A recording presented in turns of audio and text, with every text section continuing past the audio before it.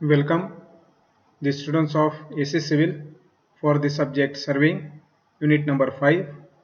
The title is Construction Survey and Modern Techniques such as Space-Based Positioning System SBPS. We will use the reference books Kanetkar Kulkarni, Surveying and Leveling, S.K. Duggal, Surveying, Punmiya, Higher Surveying, Subramanyam, Surveying and Leveling, Basak, Surveying and Leveling, Das and Das, Surveying. Now we will see the course outcomes. On successful completion of this course, student will be able to define and explain basics of plane surveying and differentiate the instruments used for it. Second course outcome, express proficiency in handling surveying equipment and analyze the surveying data from this equipment. Third course outcome, describe different methods of surveying and find relative positions of points on the surface of Earth. Fourth course outcome, execute survey settings, execute curve settings for civil engineering projects such as roads, railways, etc. Fifth course outcome, articulate advancements in surveying such as space-based positioning systems. Sixth course outcome, differentiate map and aerial photographs, also interpret aerial photographs. Now we will see the course objectives. With the successful completion of the course, students should have the capability to describe the function of surveying in civil engineering construction. Second course objective is identify the sources of measurement, errors and mistake, understand the difference between accuracy and precision as it relates to distance, differential leveling and angular measurements. Third course objective is identify and calculate the errors in measurement and to develop corrected values for differential level circuits, horizontal distances and angles for open or closed loop traverses. Fourth course objective is effectively communicate with team members during field activities, identify appropriate safety procedures for personal protection, properly handle and use measurement instruments. Fifth course objective, be able to identify hazardous environment and make measurements to ensure one's personal and team safety. Sixth course objective is perform traverse calculation, determine latitude, departures and coordinates of control points and balancing errors in a traverse. Use appropriate softwares for calculations and plotting. Seventh course objective, operate a total station to measure distance, angles and to calculate difference in elevation. Reduce data for application in a geographic information system. Eighth course objective is work as a team member on a surveying party to achieve common goal to accurate and timely project completion. Ninth course objective is calculate, design and establish curves, understand, interpret and prepare plan, profile and cross-section drawings. Work with cross-sections and topographic maps to calculate areas, volumes and earthwork quantities. Now we will see the syllabus for unit number 5, construction, survey and modern techniques such as space-based positioning system SBPS, which includes part A, which includes introduction to construction survey, establishing of horizontal and vertical controls, setting out of buildings, maintaining verticality of tall buildings, survey for open traverse, roadway, railways, drainage lines and water lines, canals, setting out of a bridge, determination of the length of the central line and the location of piers, setting out of tunnel surface, setting out and transferring the alignment underground. B part includes introduction to SBPS, SBPS system, GPS, GLONASS, Galileo, Gagan, BUD and their features, segments of SBPS, space, control and users, application of SBPS in surveying. Now we will see the part A, survey for open traverse, roadway, railways, drainage lines, water lines, canals. The route surveys and surveys conducted along a narrow strip or belt of territory for the location and construction of transportation and communication lines such as roads, railways, canal, pipes, pipelines, transmission lines, etc. They are conducted in the following series of surveys. First, reconnaissance survey. Second, preliminary survey. Third, location survey. And fourth, construction survey. So the first, reconnaissance survey, second, preliminary survey, third, location survey, and fourth is construction survey. First we will see the reconnaissance survey. A reconnaissance survey is rapid and rough but thorough survey or examination of the entire area covering various possible routes between selected termini with a view of ascertain the best general route and the approximate cost of the projected line. It therefore involves the determination of all possible routes between termini and a very careful consideration as to which of the several routes may be advantageous and consequently subjected in later surveys to a more careful, detailed and accurate study. The reconnaissance is the most important of the series of surveys conducted for the location of the line and forms the basis and the key to the project. A very thorough and exhaustive examination of the whole area should therefore be made to ensure that no possible route has been overlooked. The survey should not be restricted to special or easy routes only. A reconnaissance survey is not an elementary survey and mistakes made in the selection of route will ruin the entire project, and if not immediately detected and rectified before commencement of construction, the error is likely to continue for many years and the line will thus be put to serious disadvantage in relation to its competitors. This is especially so in the case of the railways. The reconnaissance must therefore be entrusted to a very experienced engineer who should be resourceful, unbiased, painstaking, and gifted with engineering and business judgment, as well as wide powers of observation and a natural aptitude for the job. To begin with, the reconnaissance engineer should ensure the best available maps, such as the Survey of India map of the territory under investigation, since they are the greatest help, and study them carefully and sketch on them various possible routes. With these maps in hand, the area under consideration should be traversed on foot, horseback, or automobile, and the various routes should be gone over and examined in detail in order to rightly assess their feasibility and relative merits. The difficult routes should be gone over in both directions because a route that does not appear to be feasible from one direction may be very feasible when approached from the other direction. The rapid observations for heights, distances and gradients are made with an Android barometer, clinometer, pedometer, odometer, etc. and directions obtained by means of a compass. The field notes are usually recorded on the available maps and in a narrative form in a notebook. In the absence of maps, the results of this survey are made use of in preparing a rough topographic map of the area under investigation. In the course of reconnaissance, information should be collected on the topography of the country, the possible ruling gradients, obligatory points such as intermediate towns, markets or production centers, saddles, river crossing, tunnel site, etc. and denied areas. Geographical characteristics of the area affecting foundations for bridge and stability of the line. Extent of waterway required for nala and river crossings. Maximum flood levels.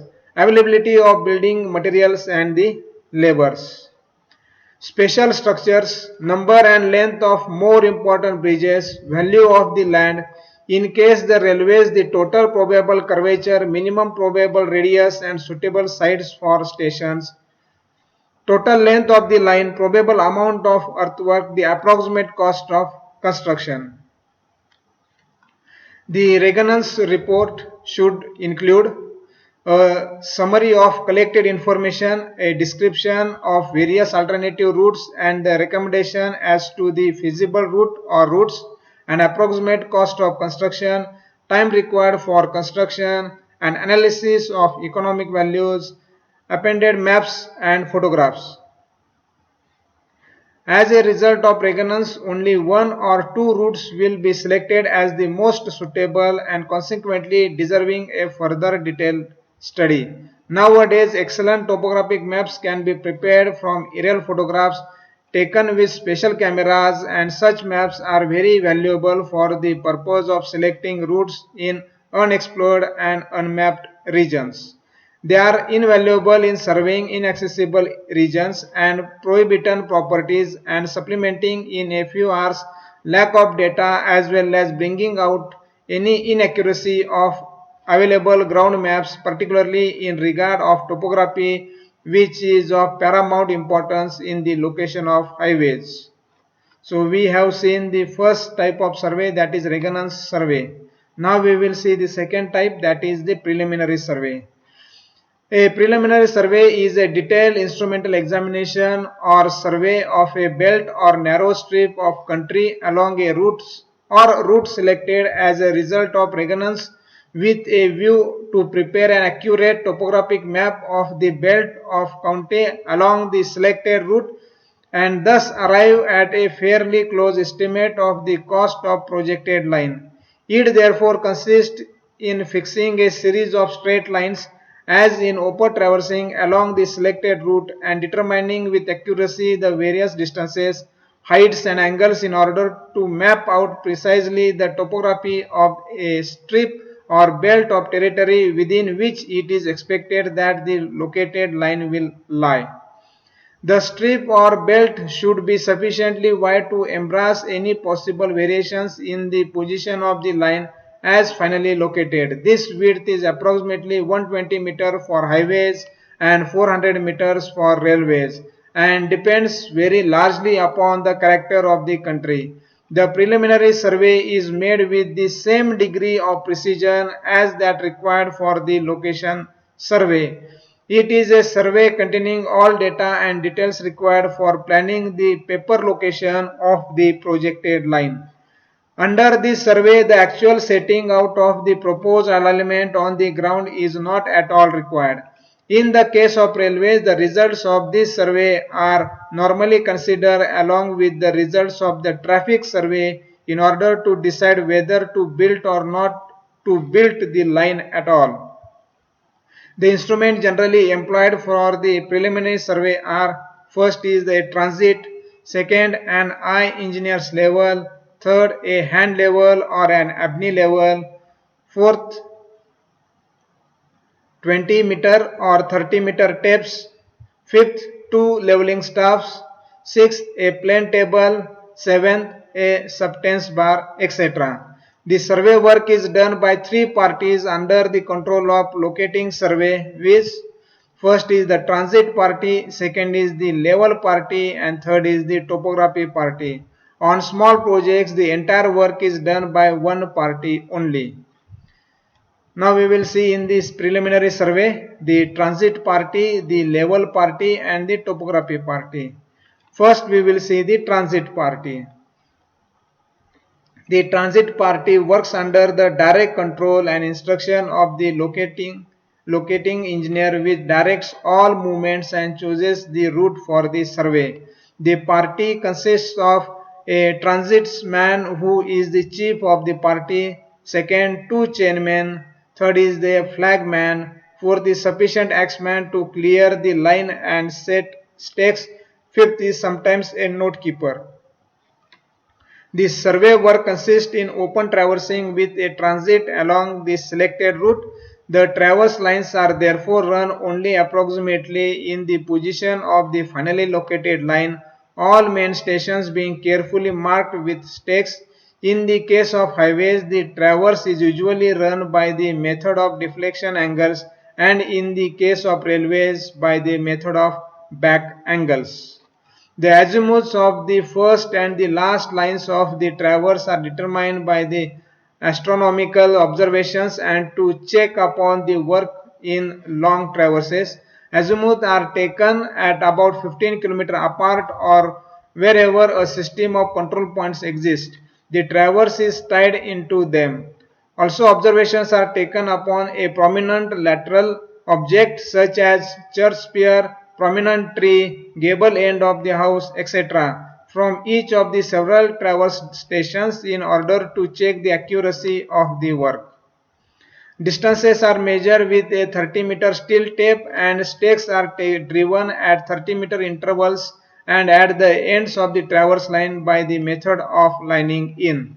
All stakes are numbered and the chainage is carried forward continuously from the beginning of the survey, which is designated as zero station and is expressed in terms of stations.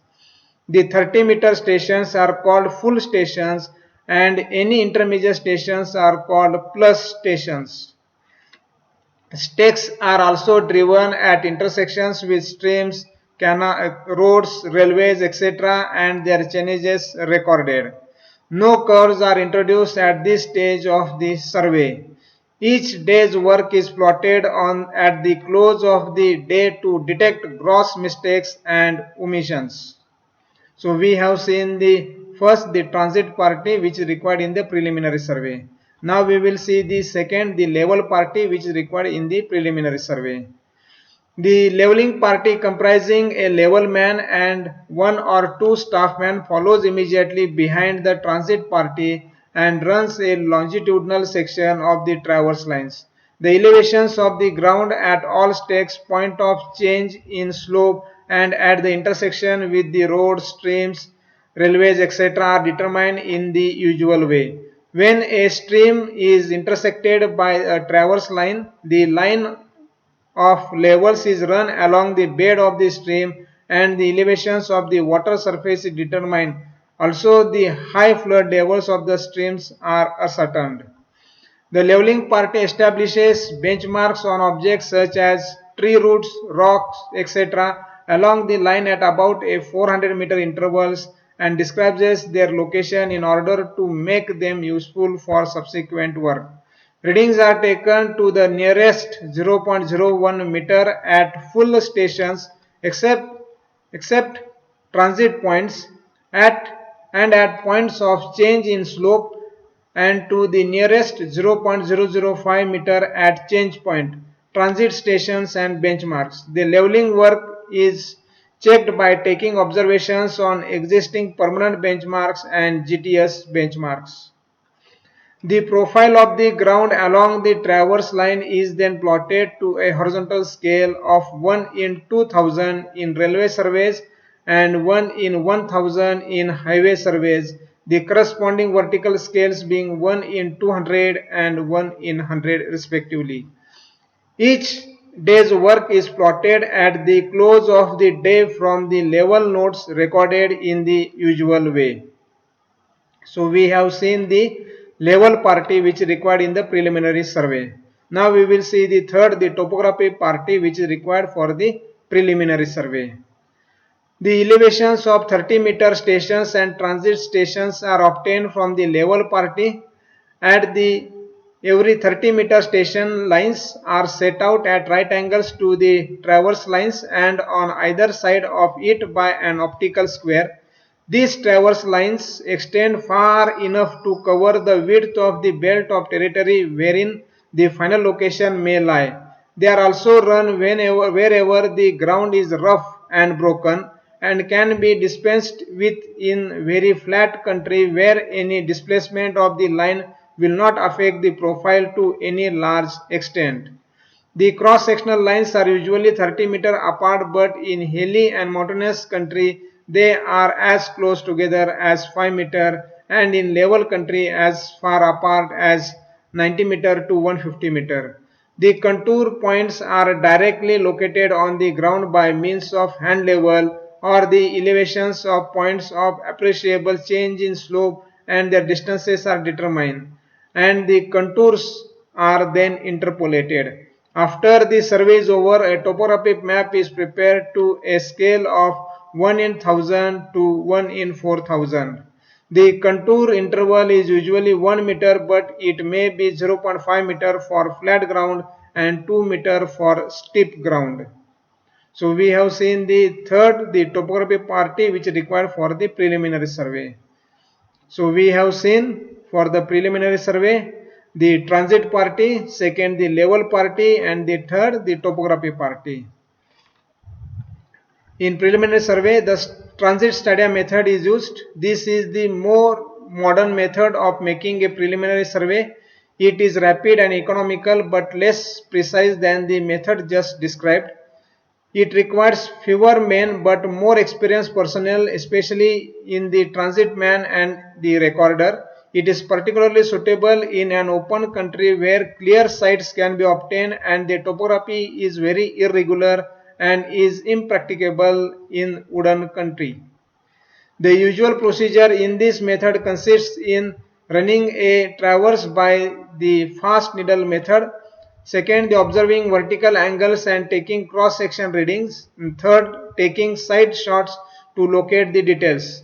Thus, the alignment, elevation and topographic details are carried out in one operation by a single party. Hubs are set only at transit stations.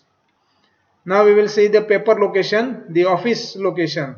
After a careful and detailed study of the preliminary map and profile and also of the configuration of the ground, the final location of the projected line is drawn on the map in the office by a trial and error method. To do this, a tentative alignment of the route which appears to be the best is drawn on the map in pencil. Curves are drawn tangentially to straight lines by means of curves templates of known degrees of curvature, and the profile is prepared along this new line from contour levels on the map and the grade line marked thereon in pencil. This new line projected on the preliminary plan is called the paper location. The line may be anywhere in the belt survey and in the most favorable position. In choosing its position and the grade line, due considerations must be given at all features affecting location, such as first, the minimum gradient and the curvature, second is equalization of earthwork, third is the heavy earthwork, and fourth is the expensive bridges and other structures, etc. The line and the profile are further studied in order to find whether improvements can be effected by shifting the alignment and making changes wherever necessary.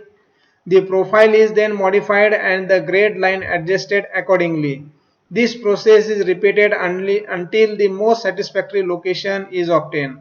In establishing the trial alignment on the preliminary map, it is advisable to use a fine silk thread and needles in order to avoid excessive erasing of the pencil lines, only the final alignment and grade line being penciled on the map and profile.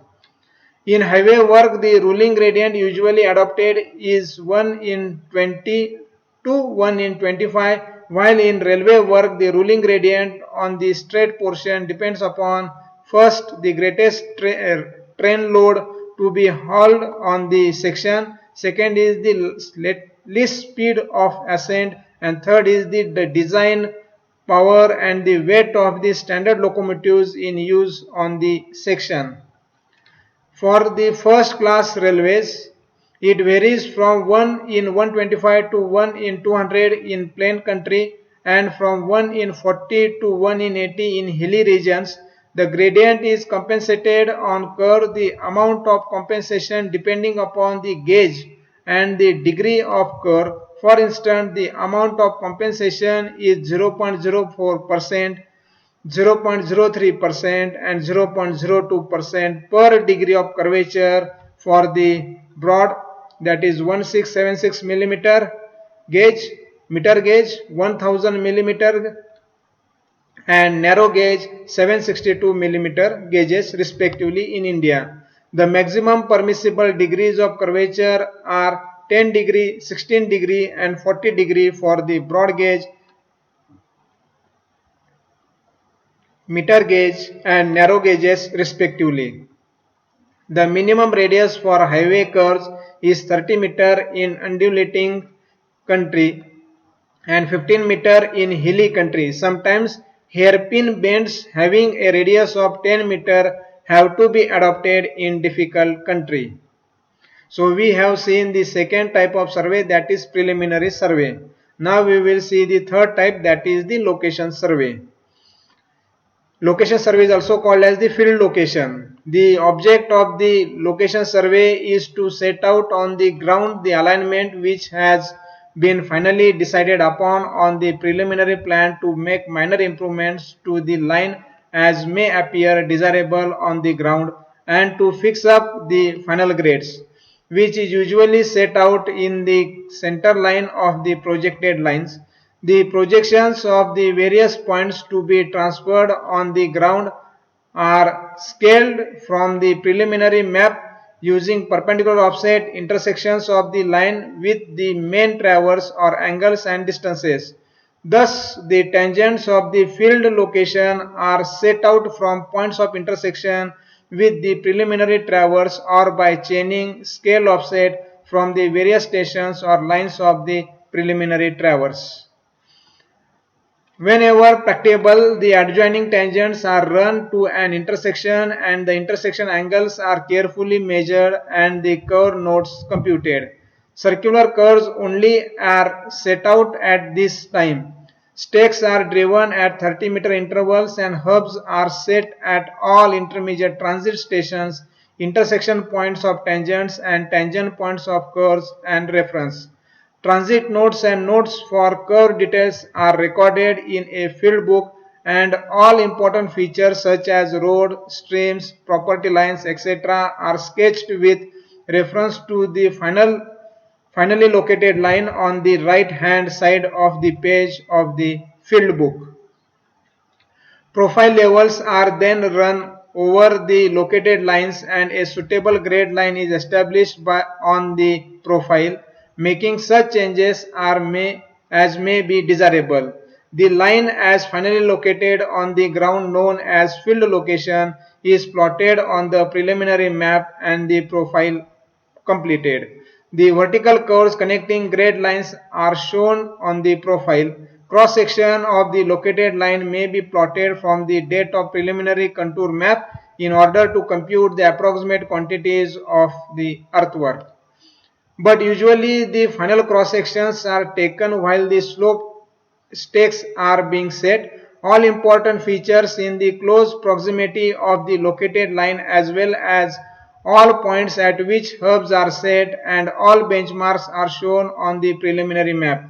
The boundaries of private properties with names of owners are surveyed with accurately and monumented for the purposes of acquisition of land and securing rights of way.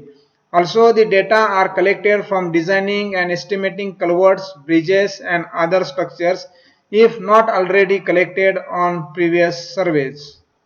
So we have seen the third type, that is location survey. Now we will see the fourth survey, that is construction survey. The object of the construction survey is to set out the details of the project. To begin with, the construction engineer goes over the located line, finds the final location stakes and checks them. If some of the stakes be missing, he resets them from the field nodes and the plane. He checks all the levels over the line and establishes additional benchmarks if required. He then sets side slope stakes for earthwork as well as grade stakes and stakes for culverts, bridges, etc. The transition and vertical curves are then set out. Borrow pits are also staked out. Final cross sections are taken to determine the quantities of earthwork. Soundings and trial borings are taken for important structures. Important rivers are surveyed carefully and the waterway required for bridges determined. The engineer maintains record of the progress of work and prepares drawing for various structures required for the projects. Measurements of work done and of materials and labor supplied by contractors are taken at regular intervals to ensure expenditures, payment and good progress during construction. So we have seen the four type, that is the construction survey. So we have seen all the four types of survey, that is reconnaissance survey, second is the preliminary survey, third is the location survey and fourth is the construction survey. So we have seen the part A, that is survey for open traverse, roadway, railways, drainage lines, water lines and canals. So these are the YouTube links available on YouTube. webinar designing effective surveys, geometric design of roads, webinar on road infrastructure, LTAP webinar, gravel roads, drainage maintenance and design webinar, webinar part 2, flexible UGM pavements, design, field characterizations, climatic effect, 25 June 20, PhD Railway webinar series 2, Messer webinar, surveying solutions for railroads, drainage plan plot training webinar series, webinar on planning, designing and implementation of pipe distribution network PDN, the building of the Erie Canal, canal cross section irrigation canal design, how Panama Canal works animation, Panama Canal the biggest mega project in history, how the Suez Canal was built. Next YouTube link, Indian Geography, Sadak Parivahan, Road Transport, SSC Railway, SI PSC exam, crazy GK trick, दुनिया की सबसे बड़ी rail सेवा भारतीय rail, Indian railway greatest ever, documentary of installation for RP potable and fire water line 1200 mm dia. Class 10 Social Studies Chapter 8 Lecture 6 Important Canals and Crops of Park Allied Schools, 12 AM GK by Sushmita Ma'am.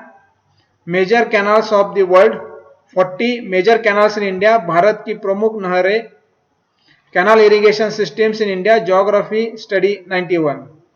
So we have seen part A, survey for open traverse, roadway, railways, drainage lines, water lines, canals. So this is the syllabus of unit number 5, construction survey and modern techniques such as space-based positioning system, SBPS. Part A, which includes introduction to construction survey, establishing of horizontal and vertical controls, setting out of buildings, maintaining verticality of tall buildings, survey for open traverse, roadway, railways, drainage lines, water lines, canals, setting out of a bridge, determination of the length of the central line and the location of piers, setting out of the tunnel, surface setting out and transferring the alignment underground.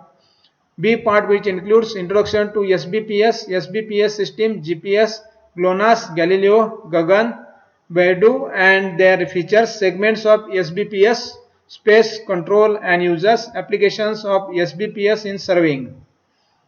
Thank you all students.